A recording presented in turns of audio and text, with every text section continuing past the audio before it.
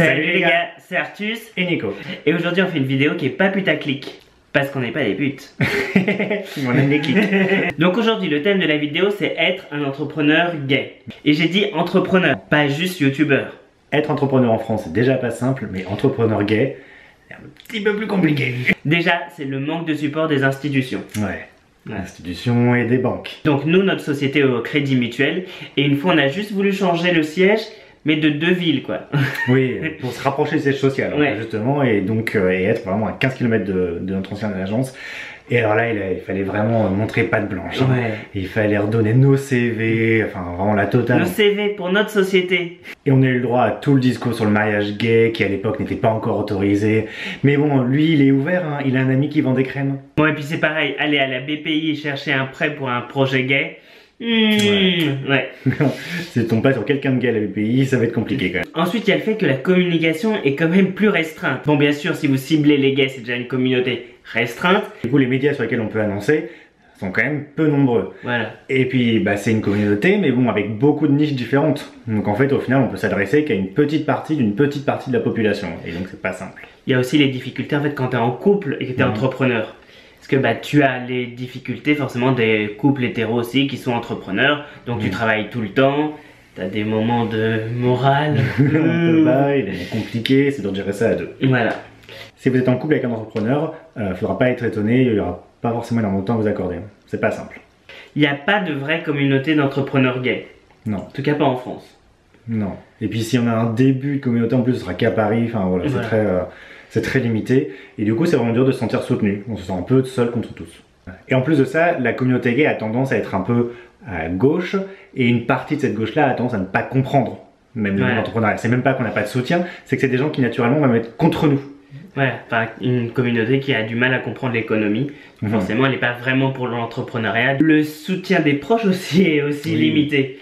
Mais oui, mais c'est vraiment important parce que souvent quand on a un petit projet et qu'on se lance, eh ben on va déjà compter sur la famille pour partager sur Facebook, etc. Et c'est déjà le début, c'est comme ça qu'on démarre, c'est avec les gens autour de soi.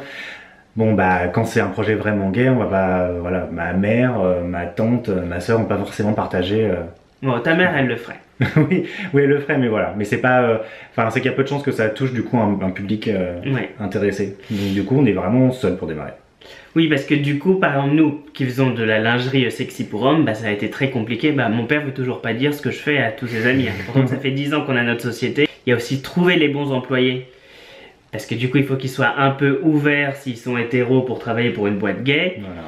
Parce que sinon, ça va vite tomber des problèmes avec ça. Ils sont homo, faut faire attention qu'il y ait une vraie barrière, que ça tourne pas un peu au cul. Si tu allumes ton grinder et que tous tes employés sont en même temps, un peu bizarre. Dans ces cas-là, du coup, on met pas sa bite comme photo de profil. Du coup, pour recruter, c'est quand même plus difficile si tu veux un employé gay.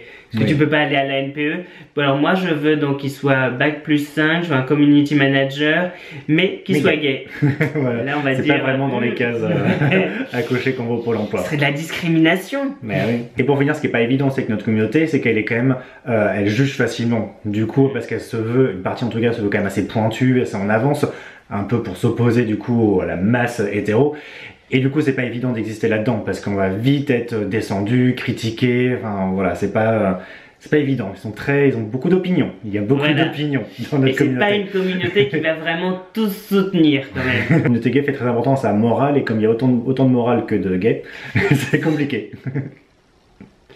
Donc voilà, c'était notre vidéo sur les problèmes quand on est entrepreneur gay. Voilà, si c'est votre cas, si vous êtes entrepreneur et gay, ou si vous êtes gay et vous souhaitez devenir entrepreneur, bah, n'hésitez pas à nous partager votre expérience ou vos questions, et puis on y répondra, il n'y a pas de souci, parce que bah, nous on est là pour t'aider. Voilà. Parce que bon, honnêtement, j'ai quand même souvent senti vraiment très seul. Ouais. On a beau être beaucoup sur les réseaux sociaux et avoir plein d'amis, c'est quand même une vie où on se sent souvent très seul. Donc, oui, et puis bon, les amis sur Facebook et les fans sur Facebook, c'est pas des vrais amis. Voilà, donc n'hésitez pas à nous mettre plein de commentaires, souscrivez à la chaîne, mettez des petits plus. Commandez sur petitcul.com. Oui, ça nous aidera aussi, on se sentira moins seul. Et plus on fait de commandes, moins on se sent seul. Et puis voilà, et puis ben, on vous fait plein de bisous.